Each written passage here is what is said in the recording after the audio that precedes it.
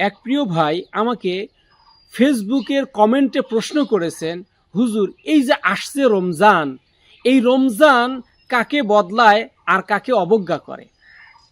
আমি উত্তরে বলবো, প্রিয় ভাই, রমজান বদলায় তাকেই যে নিজেকে বদলাতে চায়। এ ব্যাপারে মহান আল্লাহ রব্বুল আলমিন পবিত্র কালামুল্লাহ শরীফের 2 নম্বর সূরা বাকারার 183 নম্বর আয়াতে কারিমার ভিতরে ইরশাদ করেন, ইয়া আইয়ুহাল্লাযীনা আমানু, হে ঈমানদারগণ, হে বিশ্বাসীগণ, কুতিবা আলাইকুমুস সিয়াম, তোমাদের উপরে রমজানের রোজা ফরজ করা হয়েছে, কামা কুতিবা আলাল্লাযীনা মিন ক্বাবলিকুম, যেরকমভাবে তোমাদের পূর্ববর্তী উম্মতের উপরে ফরজ করা হয়েছিল।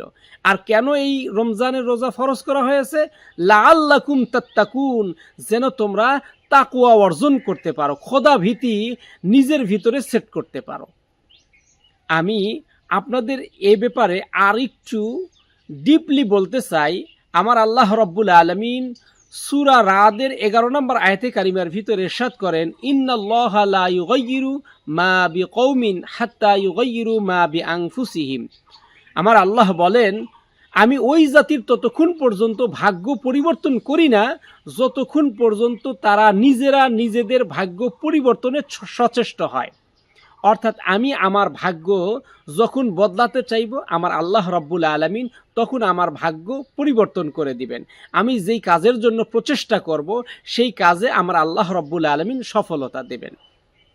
আমি সমসাময়িক যে উদাহরণ দিতে চাই সেটা হলো, রমজানের রোজা রেখেও মানুষ নিজেকে সংযত করে না, নিজের কথাবার্তার ব্রেক থাকে না। রোজা রাখে, নামাজে গাফেল। রোজা রাখে কিন্তু চোখের হেফাজত করে না। রোজা রাখে কিন্তু নিজের জিহ্বাকে কন্ট্রোল করে না।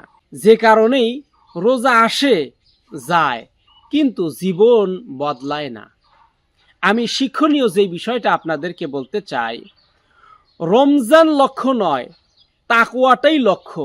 নিজেকে যদি বদলাতে চান তাহলে এখনই সিদ্ধান্ত নিতে হবে।